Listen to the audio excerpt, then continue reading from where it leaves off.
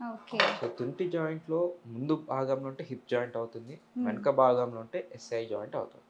So, okay. SI joint అనేది ఒక్కటే చోటలో ఉండదు. ముందు నుంచి వెనక లాగా ఉంటుంది. హ్మ్. సో, ఇదొక ఫ్లాట్ బోన్ లాగా ఉంటుంది. హ్మ్. సో, ముందు యాంటీరియర్‌లీ, పోస్టీరియర్ 2 విధంగా చూసుకుంటే జాయింట్ ఫార్మ్ అవుతుంది.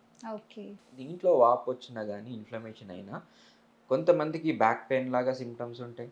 హ్మ్. ఇంకొంతమందికి తొడ దగ్గర గానీ, బటక్స్ దగ్గర, పిక్కల దగ్గర కూడా గుంజేలాగా పెయినొస్తుంది. హ్మ్. సో, వీళ్ళకి క్షుణ్ణంగా ఎగ్జామిన్ చేసినా, ఎక్స్‌రే తీసుకున్నా, ultrasound or MRI machine scan చేసినా గానీ, తుంటి జాయింట్‌లో వాటరొచ్చే ఛాన్స్ ఉంటుంది. ఆర్ వాటరొస్తుందా? చిన్న అంటే ఎడిమా ఇన్‌ఫ్లమేషన్ అంటాం. చిన్న హ్మ్. వాటర్ అయ్యే అవకాశం ఉంటుంది. హ్మ్. జాయింట్‌లో మజిల్స్ అయినా డ్యామేజ్ అయినా హ్మ్. ఆర్ మనకి ఆహ్, SI joint inflammation, hyper intensity signals అని చూస్తూ ఉంటాం. ఎంఆర్ఐ హ్మ్. గాని వీటిలో.